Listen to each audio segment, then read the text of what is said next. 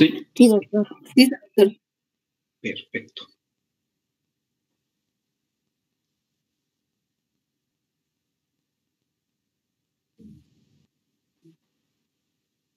Entonces vamos a empezar con nuestra clase.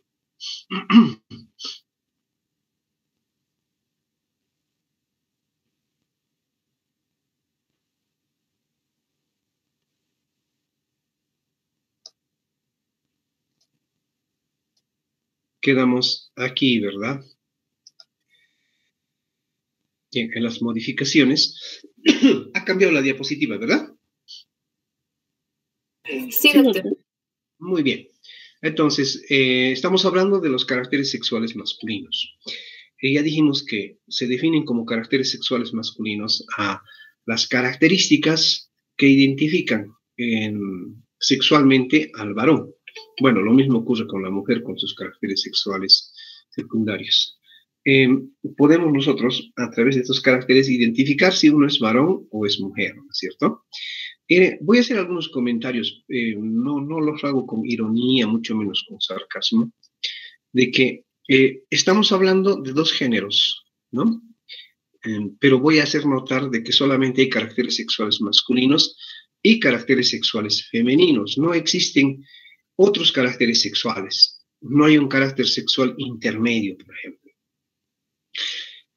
Naturalmente, desde el punto de vista biológico, nadie elige el género, ¿no es cierto? Nosotros nacemos así porque en la fecundación ocurrió que los cromosomas sexuales, bueno, el espermatozoide es el que lleva la carga genética que va a determinar el sexo, ya sea varón o sea mujer, ¿no es cierto? Y no hay otro género más.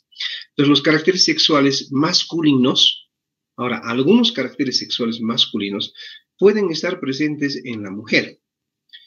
Y eso obviamente no es normal. Si nosotros identificamos eso, vamos a ver que algunos caracteres sexuales masculinos, por ejemplo, son el crecimiento de la barba o el bigote, ¿verdad? Entonces, eso es masculino.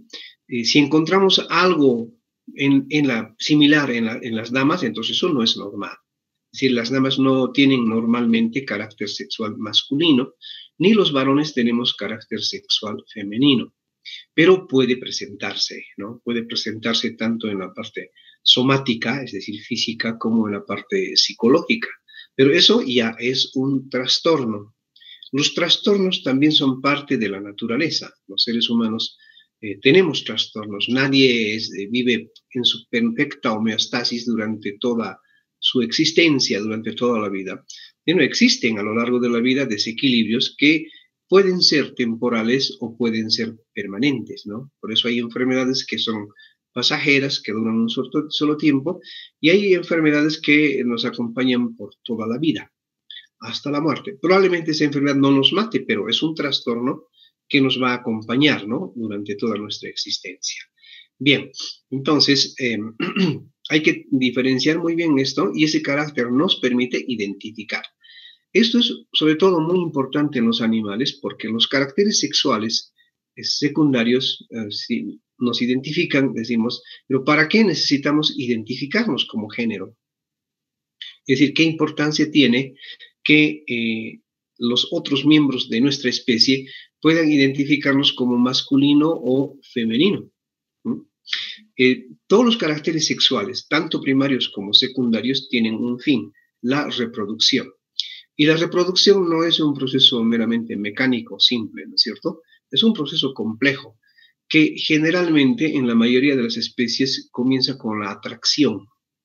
Con la atracción ustedes ven que la conducta, por ejemplo, de los animales cuando están en un periodo de celo, ¿sí? Los machos son los que generalmente disputan, ¿no? El aparearse con una hembra. Es así en la naturaleza.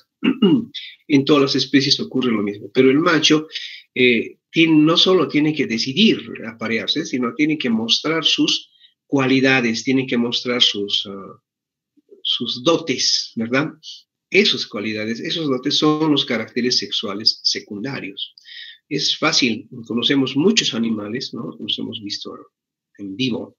Por ejemplo, las aves de corral, los gallos, que son ejemplos muy gráficos o los leones, los tigres, los pavos reales y muchas aves, lo que hacen los machos de estas especies es llamar la atención de la hembra, haciendo una serie de cambios incluso en su fisonomía, ¿no? Ya de por sí, sus mismos caracteres probablemente ya resulten atractivos para la hembra. Comparemos un león con una leona, por ejemplo. El león tiene más elementos, más ornamentos, es decir, más adornos, si vale el término, para poderse mostrar atractivo a la hembra, como la melena, el porte, la musculatura, etcétera. Lo mismo pasa con los gallos, ¿no? Con su elegancia, con el colorido de sus crestas, de sus plumas brillantes, en fin, ni qué decir de los pavos reales, etcétera. En todas las especies, bueno, no sé si en todas, pero en la mayoría de las especies por lo menos existe esto, que el macho es el que exhibe su belleza para atraer a la hembra. Y esa belleza exhibe de sus caracteres sexuales secundarios. Los varones tenemos, ya hablando de los humanos, caracteres sexuales secundarios. Estos también tienen el mismo objetivo. Nosotros somos parte del reino animal, ¿no? Solo que lo modificamos, lo reprimimos a veces y no dejamos que se manifieste, o a veces exageramos su manifestación o incorporamos caracteres que no son precisamente sexuales, porque podemos manipularlo con la voluntad. Nosotros entendemos lo que pasa y podemos modificar, ¿no es cierto? Pero nuestros caracteres sexuales tienen también el mismo fin, el fin de atraer al sexo opuesto, al género opuesto. Nuestra forma de caminar, los caballeros intentan lucir mayor musculatura, ¿no es cierto? Intentan mostrar su fuerza, buscan ser atractivos para el sexo opuesto. Eso también se proyecta incluso a la forma de vestir, a la forma de caminar y todo ello. Los caracteres femeninos, los caracteres sexuales femeninos también tienen esa función, es decir, de ser atractivos para el sexo, para el macho, para el sexo masculino en todas las especies. Pero en este sentido de atraer, los activos son siempre los machos, los masculinos, ¿no? El género masculino en nuestra especie. Esos son los más activos, son los que llevan la iniciativa, etcétera, etcétera. Toda esa actitudes propias del varón, por ejemplo, la galantería, ¿no? El ceder el asiento a una dama, el abrir la puerta para que pase la dama, el dar preferencias a las damas, o sea, son conductas que más o menos nos muestran el carácter protector del varón frente a la dama. El instinto, llamémoslo entre comillas, de protección hacia el sexo femenino por parte del varón es un carácter sexual secundario. Ocurre en la mayoría de las especies, en nosotros también. Y un carácter sexual secundario femenino es ese sentido de buscar protección, ¿no? De buscar, digamos, no digamos compañía, de buscar protección fundamentalmente. Es un carácter un poco más pasivo, ¿verdad? De seguimiento al varón. Reitero, no estamos hablando en términos de machismo ni de feminismo, no vamos a mezclar con eso en absoluto. Estamos hablando de nuestro comportamiento natural como animales, como seres mamíferos. Entonces, la conducta femenina es esa, ¿no? Es más pasiva, busca protección, entonces, por eso se siente atraído por quien lo protege, ¿sí? Por quien lo cuida. Entonces, no es que las damas no sepan cuidarse ni protegerse, obviamente que sí, ¿no es cierto? Pero existe esa tendencia siempre, ¿no? De encontrar la pareja para ese fin. Bueno, y del caballero también con el fin contrario, es decir, de proteger. No es que el instinto sea solamente el buscar proteger o el buscar ser protegido. Obviamente la conducta sexual implica muchas cosas, ¿no? Buscar el bienestar, por ejemplo, de la pareja, ¿no? Esa es una parte de la conducta sexual. Obviamente ya el maltrato, la violencia, el machismo, el feminismo no son parte de la conducta sexual secundaria, natural, normal. Esas ya son manifestaciones conscientes para reivindicar ciertas cosas o para evitar, ¿no es cierto?, ciertas desviaciones en la conducta o en las relaciones entre parejas, etcétera. Eso nada tiene que ver con los caracteres sexuales secundarios. Entonces, no consideremos el hecho de que el varón busque proteger, ceder el asiento a una dama, no sé, el espacio. Incluso antes les contaré como anécdota, cuando los varones teníamos alguna disputa, ¿no es cierto?, una discusión, algunas veces a alguien se le sale una palabra, una mala palabra, ¿no es cierto? ¿Sí? Y si había alguna dama o algún niño por allí, entre los caballeros, tenían mucho cuidado de pronunciar esas malas palabras. Y si alguien lo hacía, los demás le llamaban la atención, les decía, ¿cómo usted puede decir esas palabras si en delante de las damas y de los niños? Bueno, no, eso no es precisamente un carácter sexual secundario, pero el respeto, el cuidado, ¿no?, hasta de la parte psicológica de la dama, es un carácter sexual masculino. Bueno, nada tiene que ver, digamos, esto con la vida en pareja, ¿no? La vida en pareja y ahí es otro aspecto donde se comparten responsabilidades, se comparten obligaciones, se comparte, pues por eso la pareja son como los cromosomas, ¿no es cierto? Hacen parejas porque se complementan. Un cromosoma sin su pareja no va a poder tener una buena expresión génica y eso ocurre en toda la naturaleza. Entonces, a partir de lo biológico, nosotros podemos gobernarnos mejor, es decir, manejar mejor nuestras relaciones humanas, digamos, relaciones de pareja, etcétera, porque esa es nuestra naturaleza, ¿no? La naturaleza es hacer pareja.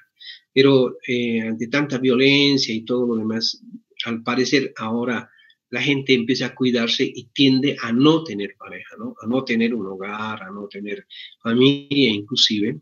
Y eso creo que los psicólogos obviamente explicarían mucho mejor esto, pero creo que eso es una distorsión de nuestra naturaleza como seres humanos, como animales, ¿no? Porque lo nuestro no es, digamos, destruir las relaciones de compartir entre elementos de la misma especie. Eso es patológico, eso es normal.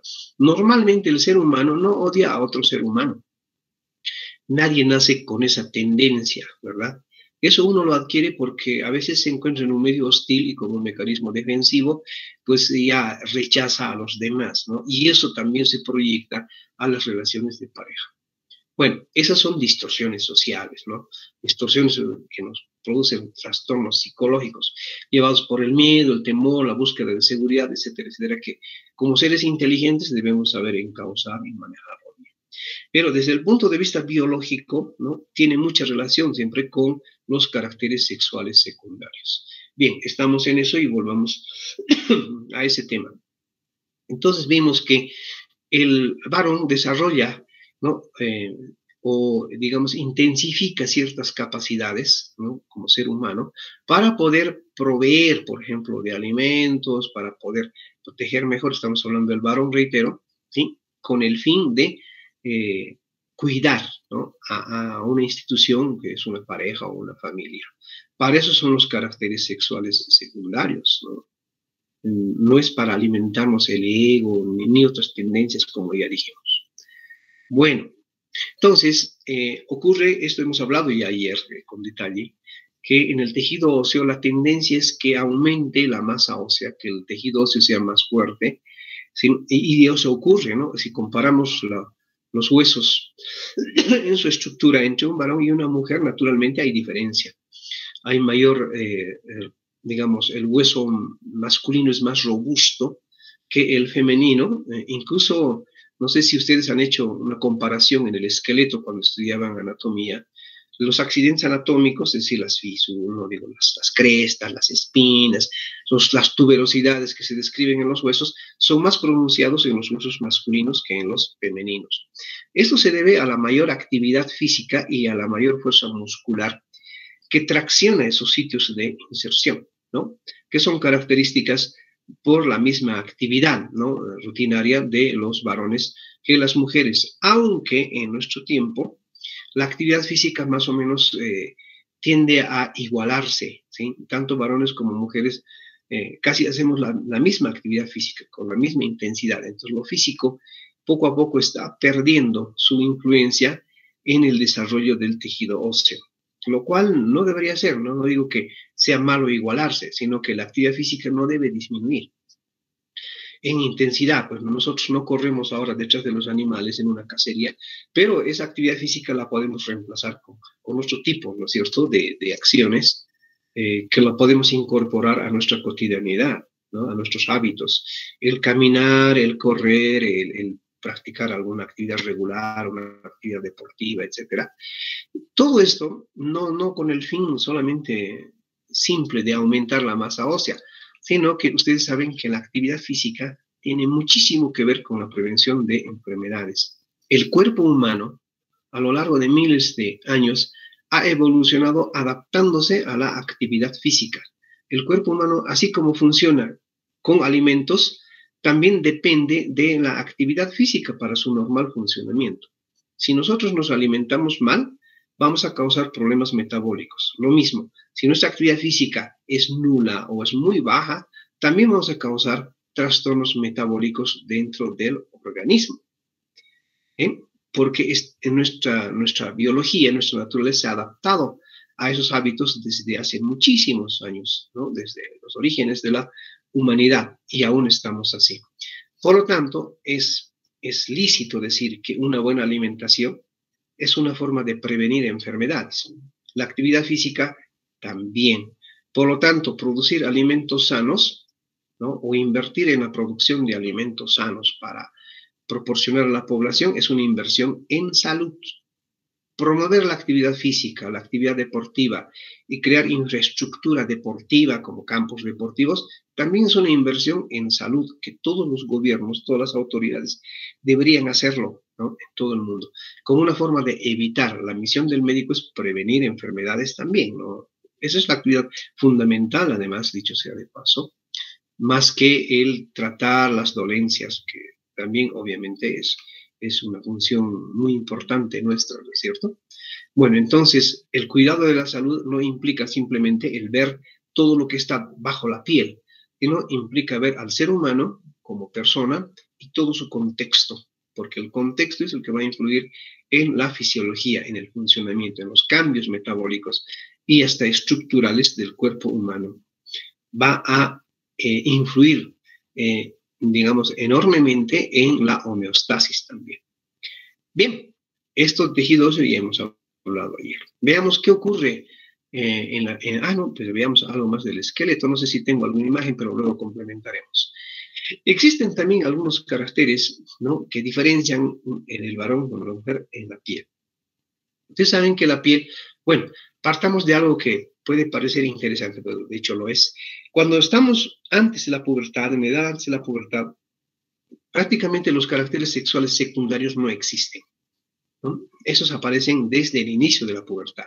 Es decir, hasta los 8 años las damas y los niños como hasta los 10 años más o menos, pues no les interesa, ¿no?, la atracción por el sexo opuesto. Entonces prácticamente ni su anatomía ni su psicología van a tender a eso. No hay modificaciones. No hay niños que sean caballerosos con las niñas, ¿no es cierto? No existe eso. A las niñas no les interesan los niños, ¿sí?, ni a los niños les interesan las niñas, sino lo ven como otro ser humano y nada más. Bueno, no intentan atraer los niños a las niñas. Ya después de la pubertad, sí. Bueno, entonces, todo en el cuerpo más o menos está así estable hasta que iniciamos con la pubertad. Y el incremento de las hormonas, porque de eso depende el inicio de la pubertad. El incremento inicialmente de la producción de las gonadotrofinas hipofisarias va a hacer que las otras hormonas, las otras glándulas también respondan produciendo sus propias hormonas, ¿verdad? Entonces las hormonas, como tienen muchos órganos blancos, van a también afectar a los otros tejidos y entre ellos a la piel. En la piel, característicamente el varón, en comparación con la mujer, es una piel más gruesa y más áspera. ¿Por qué la piel gruesa, no? Probablemente sea un mecanismo de protección también, porque siempre traslademos esto, ¿no?, a los primeros milenios, digamos, de nuestra evolución como especie. Los humanos no usaban guantes, para empezar, ¿no es cierto? Tienen que manipular mucha herramienta, no había nada mecanizado, entonces estaban expuestos, qué sé yo, a una serie de factores mecánicos que podían lastimar, en fin. Probablemente esa sea la razón por la que los varones tenemos una piel más gruesa y resistente que la de las damas, ¿no? Probablemente, porque no es ni un castigo ni es una bendición el tener una piel gruesa, o sea, tenemos y punto, pero es por alguna razón, y la razón podría ser esa.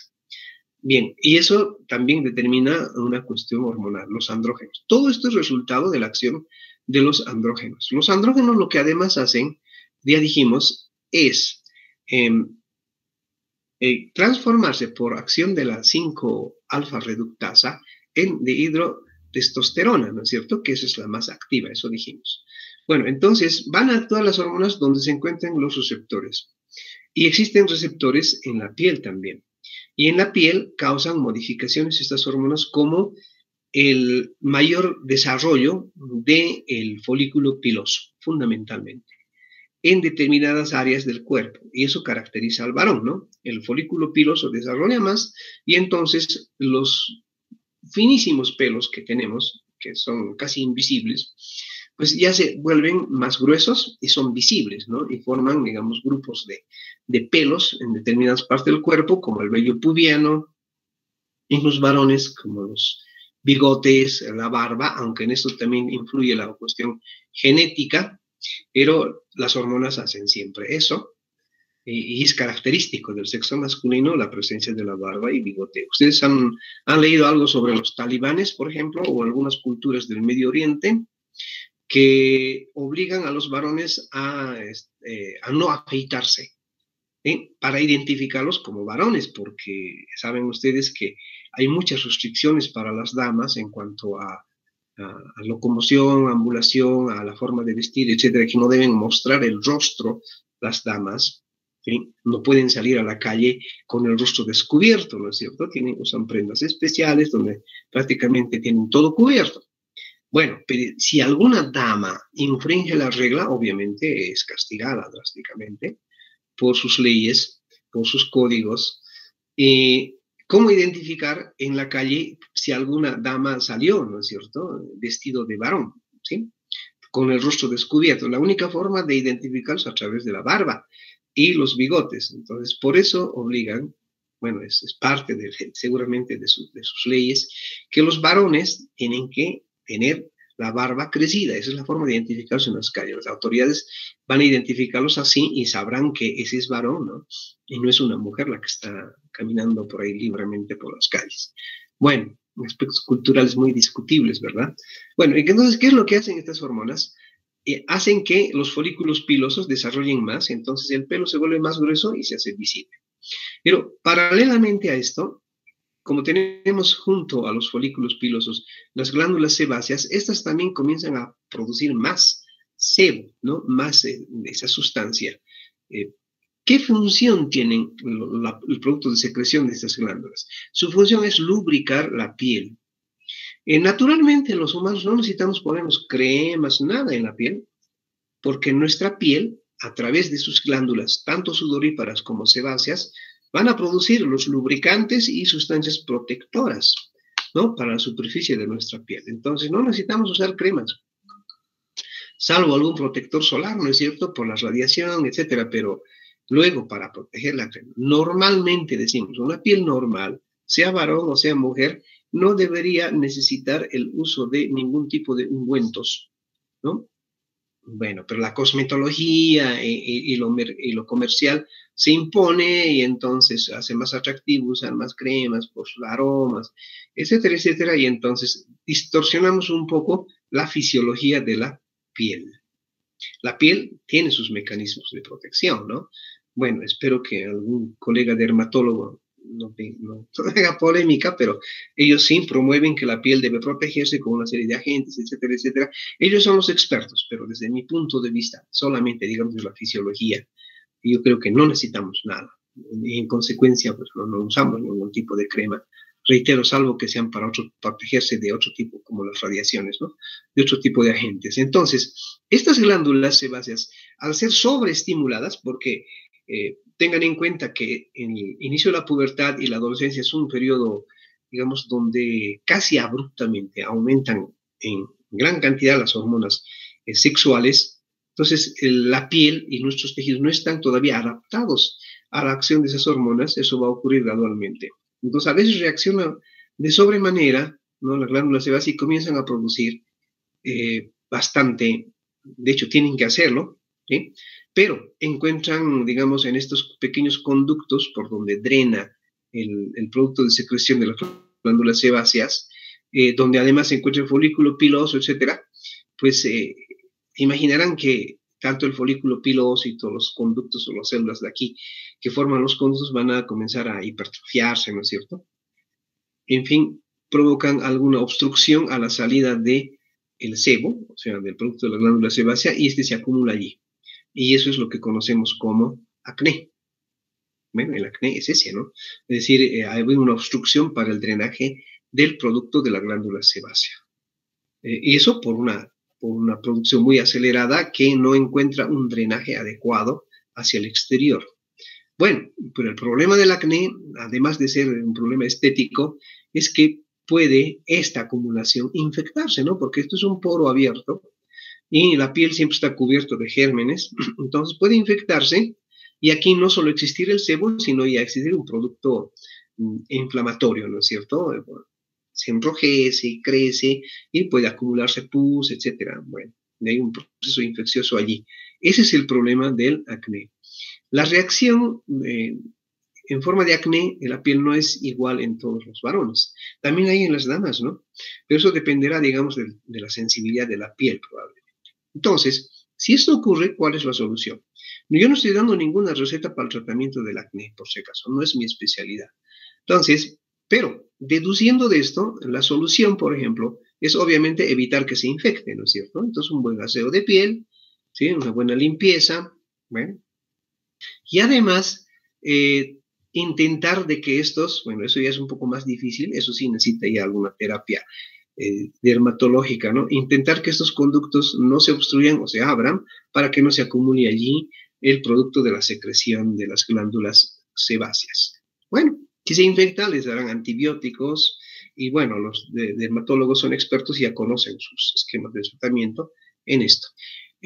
Lo que sí, a mí siempre me ha llamado la atención, nunca ha habido una respuesta lógica, es que ¿por qué a los jóvenes o a las personas que tienen acné se les prohíbe, literalmente, consumir grasas? Yo no lo encuentro sentido en eso, ¿no? Es decir, consuman más grasas o menos grasas en la comida. Obviamente no se intenta que consuman más grasas o anulen el consumo, sino que consuman lo que siempre consumen, ¿no? No va a influir el consumo de grasa en la evolución de un acné. No existe explicación alguna para eso. No va a agravar, ¿no? Ni va a curar tampoco. Entonces, el evitar la grasa no va a contribuir, probablemente en el aspecto psicológico sí, porque no es el acné, el exceso de grasa que está rebalsando, chorreando por los poros, no es eso, ¿no? Sino es el producto de secreción de estas glándulas, ¿no? Y nada tiene que ver con el contenido graso del organismo. Unos gramos más, unos gramos menos de grasa cada día en el cuerpo no va a afectar la evolución de un acné. Bueno, en esto sí, entonces, estoy dispuesto a pelear con los colegas dermatólogos.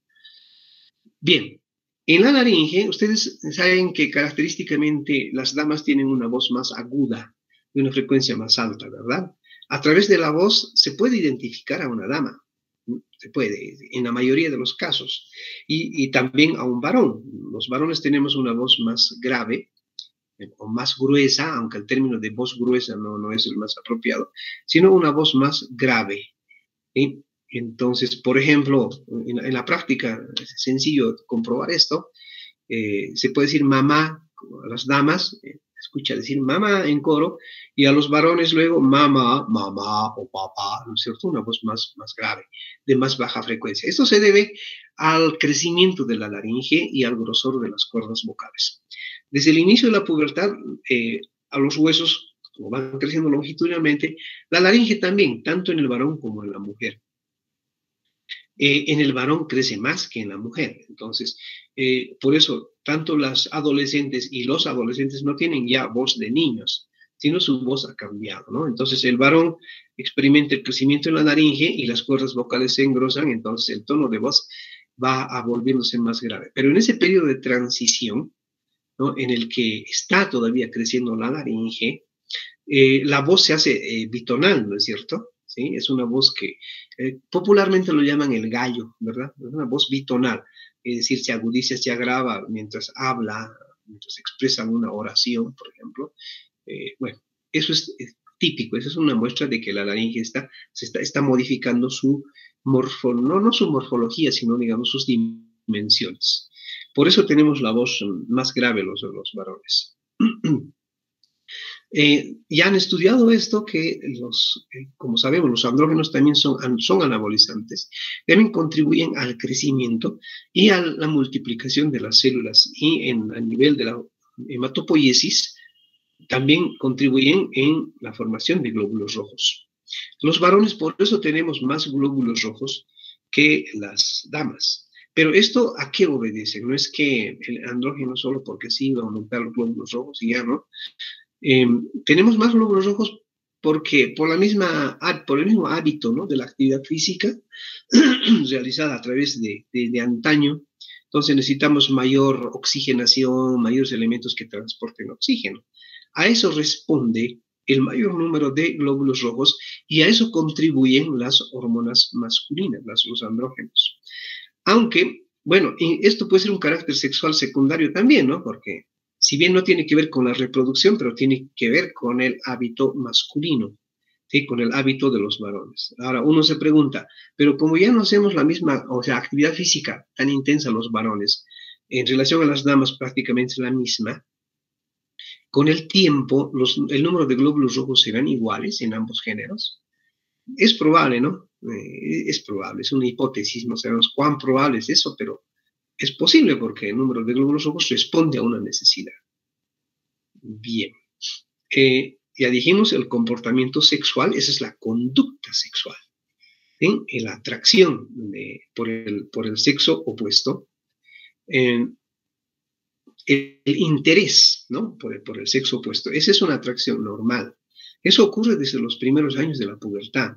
Claro que la atracción, el interés por el sexo opuesto se manifiesta con juegos, ¿no? Y yo estoy seguro que ustedes recuerdan, digamos, a las primeras niñas o a los primeros niños que les han atraído en la escuela, ¿sí? Por ejemplo, esto suena hasta anecdótico, las niñas se sienten atraídos por los niños, ¿sí? Las niñas de un curso, digamos, ya a los 9 años de edad, ¿en qué curso están? En cuarto, quinto de primaria.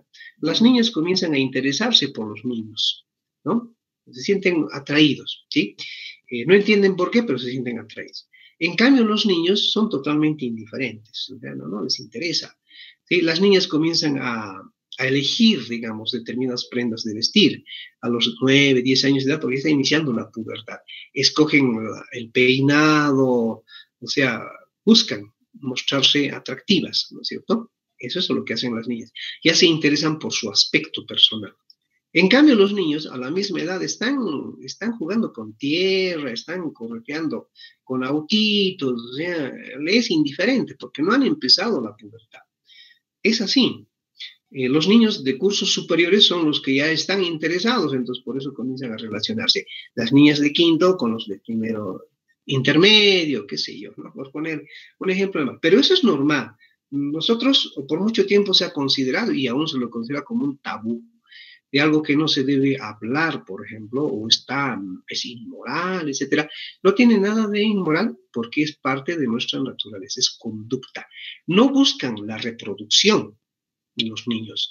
Lo que tienen es atracción por el sexo opuesto, ¿no? Digamos, un niño puede decir que tiene su novia, ¿no? Un niño de 11 años tiene una novia de 12, qué sé yo, o algo así. En fin, ¿y en qué consiste ese noviazgo, entre comillas? Pues en dibujarse corazoncitos, no sé, en compartir un helado, ¿no? Y ya, es eso. En eso consiste, ¿no?, en la actividad, digamos, relacionada con los caracteres sexuales secundarios a esa edad. Es importante que los médicos conozcamos estos aspectos porque hay papás que se preocupan mucho a veces por esto. Obviamente esto a esa edad necesita ser muy orientado, ¿no es cierto? Necesita ser direccionado para evitar desviaciones, para evitar distorsiones que tienen consecuencias muy, muy dolorosas a veces, ¿no? Y en eso, obviamente, los médicos no somos especialistas, pero podemos dar algunos consejos.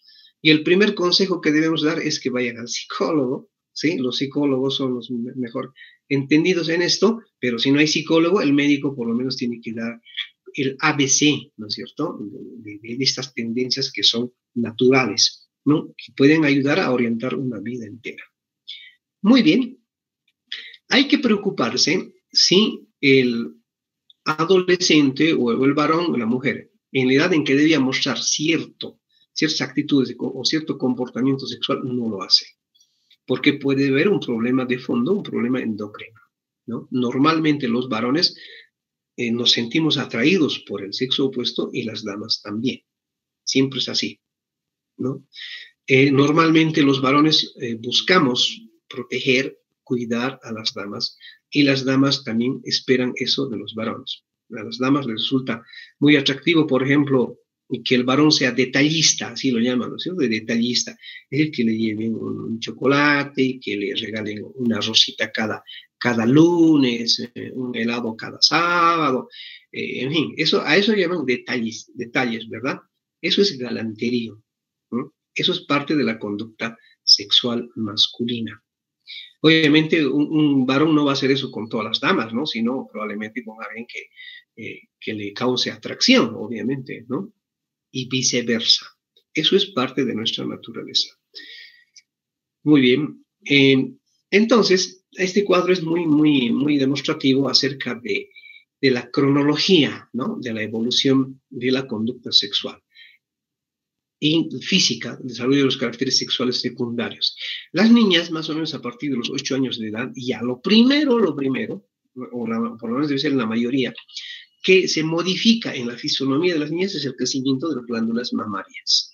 Eso es lo primero, ¿no? Y luego va a ir cambiando su conducta gradualmente, ¿sí? El vello pubiano puede empezar a notarse desde los 9 años de edad, puede empezar, no necesariamente tiene que empezar a los 9 años, ¿no es cierto? Esto depende incluso de los ambientes, ¿sí? Hay lugares, por ejemplo, se dice que en Santa Cruz los caracteres sexuales son un poco más normales, pero ¿no? En tiempo se inician un poco más temprano que en las regiones occidentales. Bueno, condiciones ambientales, no sé si el clima, las relaciones humanas, la forma de vivir la sociedad, no sabría yo explicarle, pero sí tienen que ver también con el momento del inicio de la pubertad. Las niñas comienzan a crecer más rápidamente que los varones. Fíjense, aquí, esto es un cuadro, solamente es esquemático, ¿no? Muestra promedios.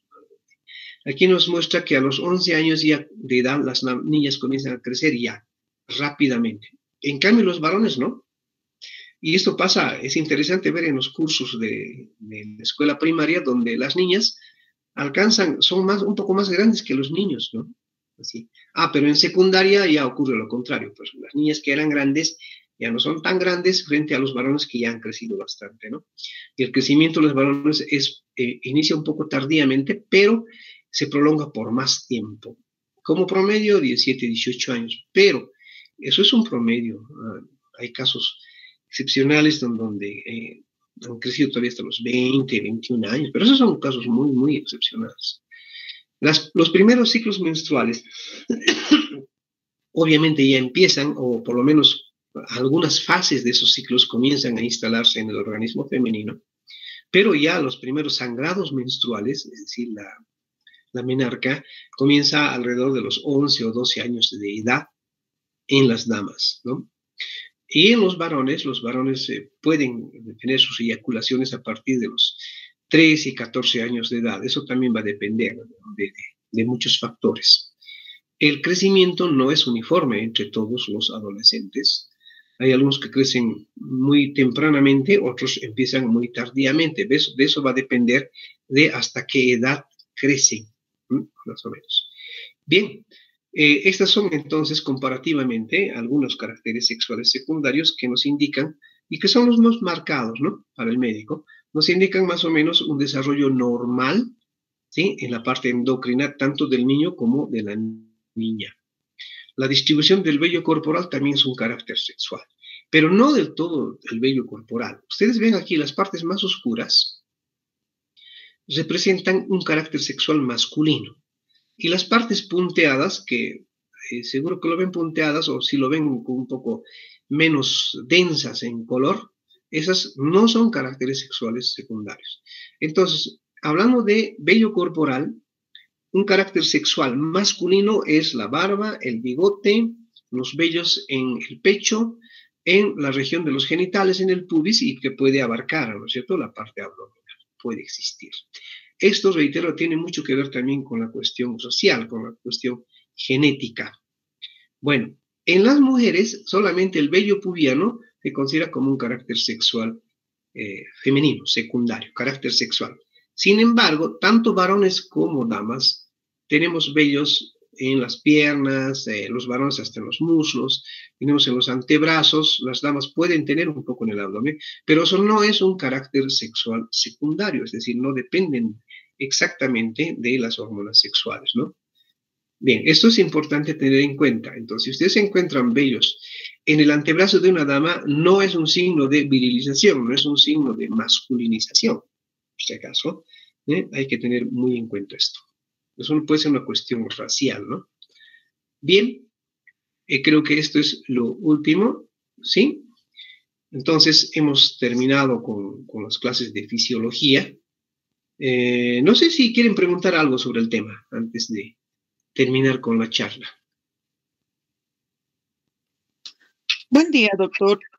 Adelante. Una pregunta, bueno, una curiosidad. ¿Qué pasa con las cirugías que hacen para cambiar el sexo? Vi que hacen personas que se cambian, bueno, hacen cirugía. ¿En qué es lo que se basan más? O sea, ¿qué es lo que trabajan? Los que cambian de ser hombres a mujeres. Lo que intentan hacer los cirujanos es reproducir ahí un carácter sexual primario, ¿no? Los caracteres sexuales primarios son los órganos genitales. Con eso nacemos. Entonces, lo que intentan hacer los cirujanos es eso. Obviamente no van a construir un útero, pero sí puede ser un conducto vaginal, por ejemplo. Es eso lo que hacen. Y las glándulas mamarias, obviamente, colocan, no sé, algunas prótesis, inyectan sustancias, no conozco las técnicas. De lo mismo, por ejemplo, tratando de imitar la morfología del cuerpo femenino, pues van a intentar abultar regiones de la cadera, donde normalmente las mujeres tienen mayor cúmulo de tejido adiposo, ¿no? Y dar una fisonomía, una forma al cuerpo de la mujer. Eso es lo que hacen los cirujanos plásticos. Pero nada tiene que ver, obviamente, con el funcionamiento, es decir, la parte hormonal y todo eso. Ningún cirujano plástico ni nadie lo puede modificar. ¿No? Eso es así. Y los cromosómicos, obviamente, menos, ¿no? Eso ni pensarlo. Buenos días, doctor.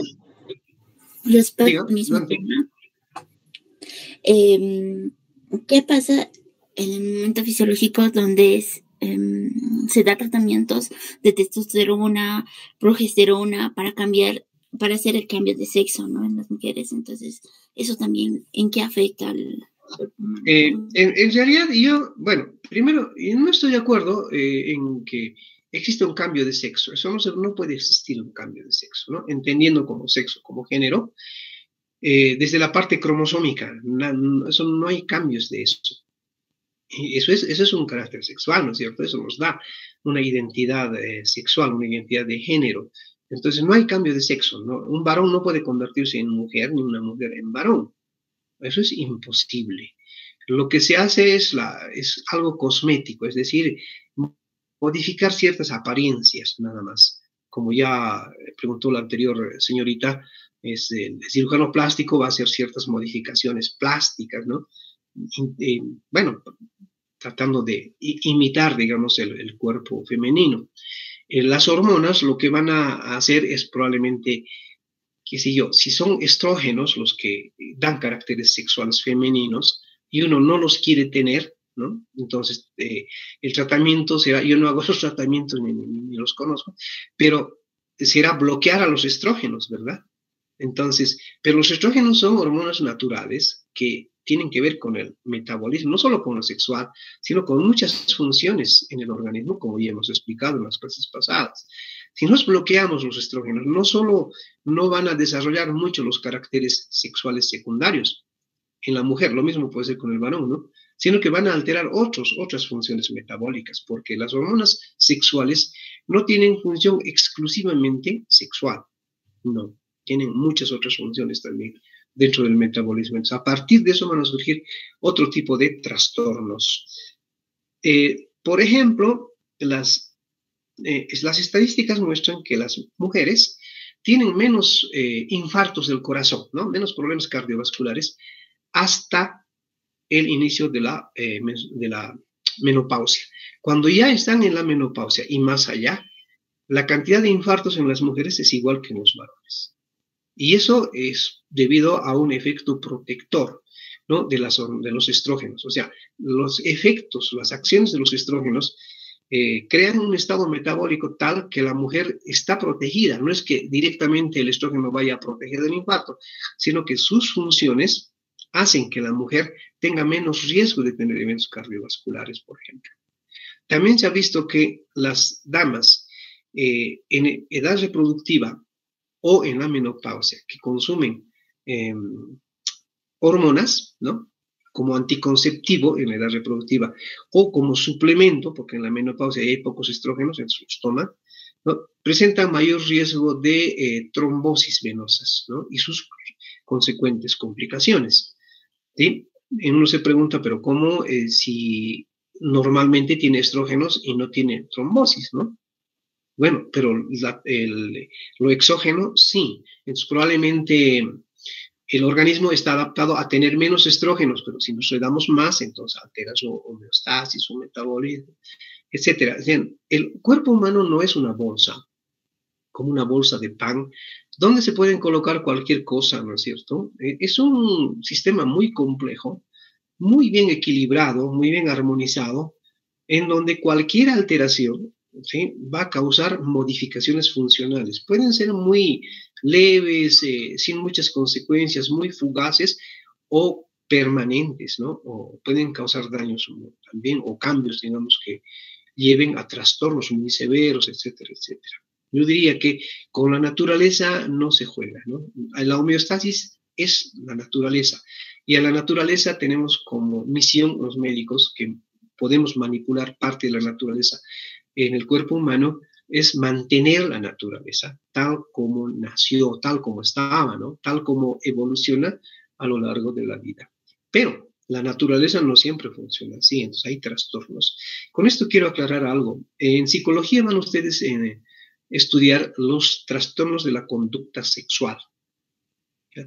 Eso existe en seres humanos, ¿ya? Son los trastornos que estudian y manejan los psiquiatras, pero son trastornos de la conducta sexual. Por ejemplo, el homosexualismo es un trastorno de la conducta sexual. No será equivalente, digamos, en cuanto a castigo moral, digamos, ¿o no? O condenable como la zoofilia, por ejemplo, ¿sí? O sea, la atracción sexual por los animales, o la necrofilia, que es la atracción por los cadáveres, ¿no? El fetichismo, o la pedofilia, la atracción por los niños, la atracción sexual, me refiero a eso. Esos tipos de atracción no son normales, no son naturales, pero existen. Si existen, entonces necesitan un tratamiento. Los tratamientos no son siempre definitivos, ¿no? Es decir, es como cuando uno tiene diabetes, pues uno no ha elegido tener diabetes, pero tiene diabetes, ¿no es cierto? ¿Sí? Bueno, la diabetes no lo va a matar, pero necesita ser controlada la diabetes. Si está bien controlada, no lo va a matar. Y puede vivir con ella durante toda su existencia. No porque alguien sea diabético yo le voy a discriminar o lo hago un ser inferior, no. Lo mismo con algún trastorno de la conducta sexual, tampoco, ¿no? Por ejemplo, me refiero a los homofóbicos que tienen la guerra declarada, digamos, a los homosexuales. Me parece que ese es otro trastorno mental también, porque no podemos reaccionar así frente a un cambio, una alteración en la naturaleza, ¿no? de los seres vivos.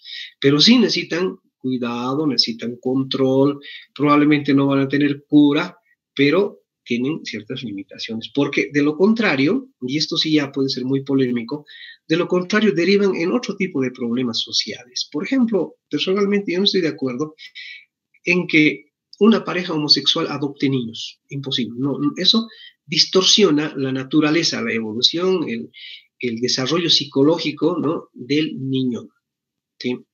Y eso no está bien. Ahora que una pareja homosexual pueda convivir, bueno, eso es su derecho, probablemente, ¿no? Pero además, no hay opciones sexuales, como generalmente se escucha eso en la prensa, se ve en los noticieros, hablan de opciones sexuales. No existe, porque el sexo es algo natural, nacemos con eso. No elegimos, no se nos presenta como una opción a cierta edad de la vida y decimos, yo quiero ser varón o yo quiero ser mujer. Eso es opción. Cuando nosotros ya tenemos los cromosomas para ser varón o para ser mujer, entonces no hay más opción. ¿Sí? Yo no puedo en un momento ya consciente de mi vida, con uso de mis facultades mentales, decidir ser varón o convertirme en mujer, ¿no es cierto? No, eso no es una opción.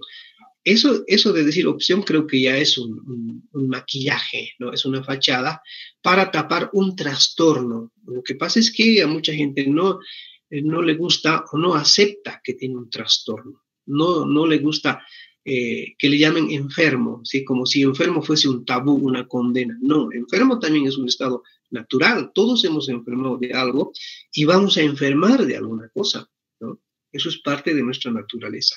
Eso no debemos considerar como un estigma, como un sello rojo y decir, usted está condenado, usted sale de nuestra especie humana. No, nada que ver, ¿no? Pero eso sí, yo considero que es un error decir que es una opción sexual. No existe tal cosa. No hay opciones sexuales. Somos varones y somos mujeres, ¿no? Yo no soy fundamentalista, no soy fanático de todo esto, yo soy más bien más liberal, ¿no? Pero considero que dentro del pensamiento liberal tenemos que también ubicarnos, ¿no es cierto? Y llamar a las cosas por su nombre, como son, ¿no? Porque lo otro es entrar otra vez en el fanatismo del otro lado, ¿sí? Y eso tampoco está bien, ¿no es cierto? Bien, pero eso es otro tema, ¿no? Que hay que discutirlo, hay que debatirlo entre ustedes, en cualquier reunión, grupos, reuniones organizadas para esto, porque necesitamos hablar mucho de esto en la sociedad, porque de esto van apareciendo otra serie de problemas, ¿no? De connotaciones más violentas, de discriminación, etcétera, etcétera, que no deberían existir. Y existen precisamente porque no hablamos. No, probablemente nunca nos vamos a poner de acuerdo, pero vamos a tener las ideas más claras, por lo menos, ¿no? Bien, pero eso es otro tema que sale de la fisiología. ¿Tienen algún comentario más o alguna pregunta? Doctor, buenos días. ¿Y qué pasa con los niños con genitales ambiguos o también hermafroditas? Esos ya son también trastornos, pero mire, cuando decimos hermafrodita, nos estamos refiriendo al desarrollo de dos caracteres sexuales, ¿no? Masculino y femenino simultáneos en una misma persona. Pero esa persona que tenga genitales masculinos y femeninos tiene un género, o es varón o es mujer, pero no tiene los dos sexos, no los tiene. Y para eso obviamente es sencillo ahora, ¿no? Hacer un estudio de los cromosomas y determinar si es varón o es mujer esa persona hermafrodita. Hay casos, han ocurrido casos y ocurren, ¿no es cierto?, en donde los padres consideran que el niño hermafrodita, porque predomina ciertos caracteres masculinos, ya lo tratan como varón, lo visten como varón, le bautizan con el nombre de varón y tienen sus documentos de un niño. Pero resulta que con el tiempo no había sido niño, había sido niña, ¿no es cierto? ¿Sí? En eso hay casos así.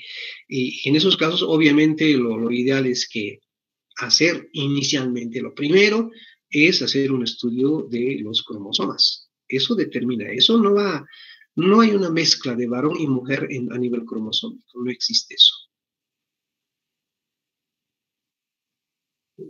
Está bien, doctor, muchas gracias. Voy a leer una pregunta. Dice, en el caso de que el hombre sea pasivo y la mujer activa, ¿eso sería, por así decirlo, anormal, entre comillas, desde el punto de vista fisiológico, psicológico, psiquiátrico, o no sería anormal, por así decirlo? Es decir, supongo que se refiere a la conducta homosexual, ¿no es cierto? Ya sea activo o pasivo, es homosexual. Pues. O sea, hay homosexuales que son activos, otros son pasivos y algunos son ambos, ¿no es cierto? Activos y pasivos. Sea cual fuera, no es normal. ¿Sí? Cuando algo no es normal, obviamente algo pasa en el organismo, ¿no? Pueden ser traumas psicológicos. No sé si no han encontrado una relación con hormonas, por ejemplo, con desarrollos hormonales, porque en este caso sería sencillo controlarlo, pero más parecen ser problemas psicológicos, traumas de la infancia, etcétera, que hacen que uno adopte estas conductas. Y obviamente la terapia es psicológica, ¿no? Inicialmente.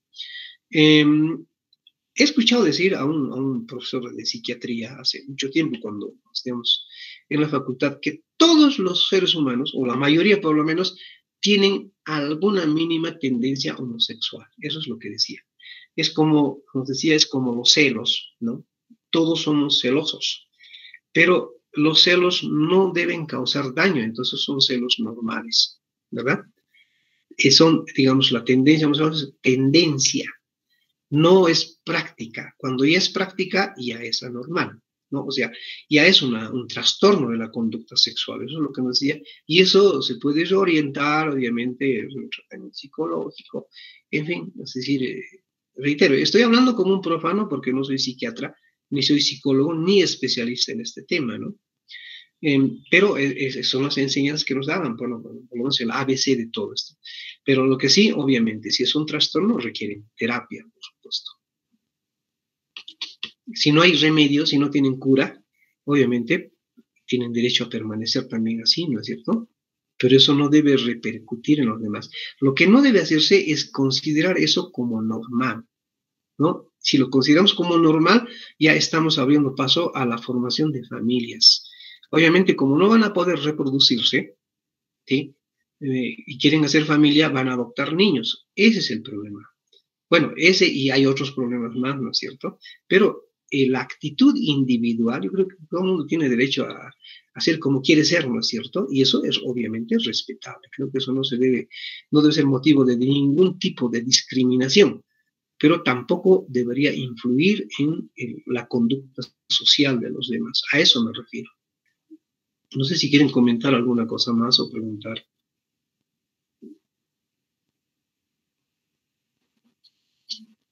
¿Ninguna pregunta más? Muy bien. Entonces, ya es nuestra hora. Pensé que iba a ser muy breve esta clase. Esta es la última clase de fisiología de este año. Con esto hemos terminado las clases teóricas. Yo tengo el raro privilegio, pero son coincidencias nada más de dar la primera clase y la última clase de los periodos, o la distribución de los temas, ¿no? Entonces, en la medida de las posibilidades, la cátedra ha intentado, digamos, salvar esto de las clases, porque las virtuales no son siempre tan buenas como las presenciales, ¿no?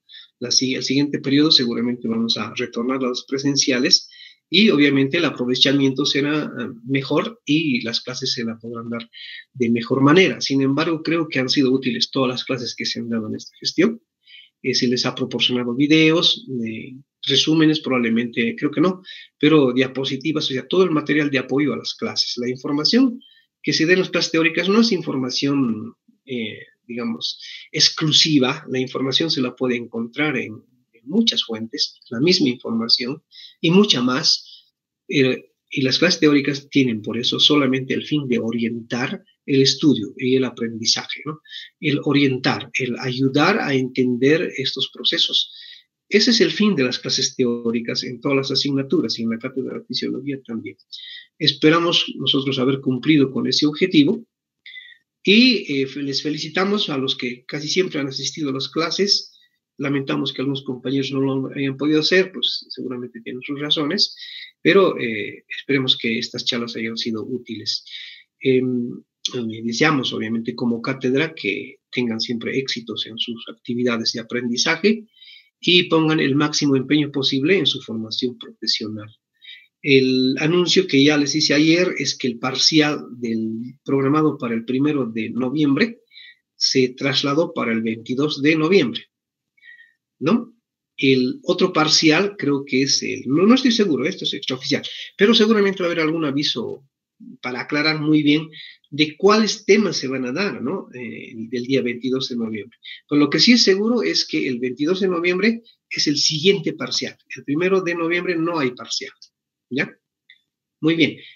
Se va a aclarar esto, o sea, cuáles temas. Estaba programado dar neurofisiología y medio interno este 1 de noviembre como examen parcial. Me parece que el 22 de noviembre no se va a dar esto, sino se va a dar lo que estamos hablando ahora, ¿no? Los últimos temas, digestivo y endocrino. Me parece, no estoy muy seguro. Esto es extraoficial.